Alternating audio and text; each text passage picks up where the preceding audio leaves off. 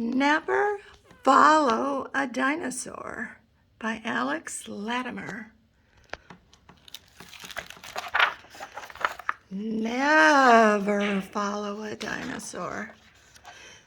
One afternoon, Joe and his sister Sally spotted a strange set of footprints. "Who do you think made those?" asked Sally. Joe took a closer look. Given the size and shape, I think they must certainly have been made by a dinosaur. They followed the footprints to Willoughby's bowl. It was empty. "It must have been a hungry dinosaur," said Sally. "It has eaten all of Willoughby's food." They followed the footprints into the yard.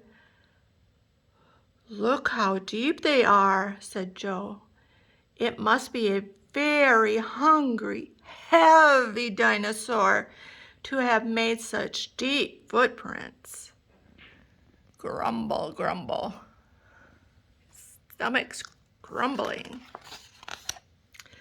They followed the footprints right through Dad's fish pond. "It seems to like water," said Sally. "So it's a hungry, heavy, swimming dinosaur." Grumble, grumble. A little farther on, the footprints became all squiggly and overlapping. "What happened here?" asked Joe. "Probably some sort of dance," said Sally. "I'd say it's a hungry, heavy, swimming, dancing dinosaur." Grumble. "What are all those leaves doing on the ground?" asked Sally. "The dinosaur must have bumped its head on that branch," said Joe. "So it's a hungry, heavy, swimming, dancing dinosaur with a headache." Grumble. Headache.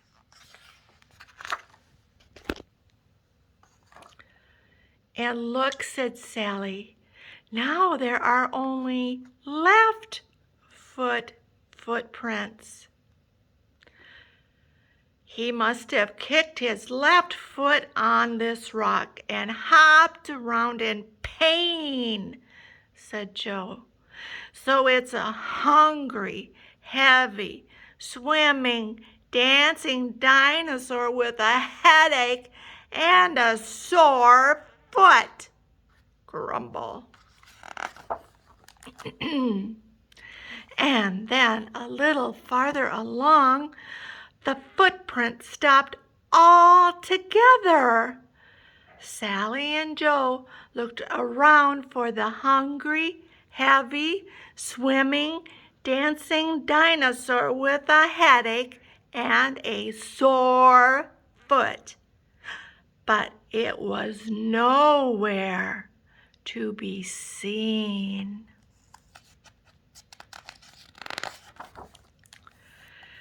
They trudged home, thinking of all sorts of explanations. But they didn't think it had been hit by a meteorite or magicked away by a magician or taken by aliens. It was a real mystery. "You should know never to follow a dinosaur," said Mom when they got home. "Especially not a hungry one." "And it probably wasn't a dinosaur at all," added Dad, because they're extinct. But Sally and Joe were convinced it was a dinosaur, and they were going to prove it. I know, said Sally. Let's build a trap and catch it. So they spent all afternoon drawing and planning and building the perfect dinosaur trap. This way for cat food, music for dancing, bath for swimming, bat to bump it on the head, rock to trip it, deep pit, our dinosaur trap. When they were done, they set the cat food in place and left everything out overnight.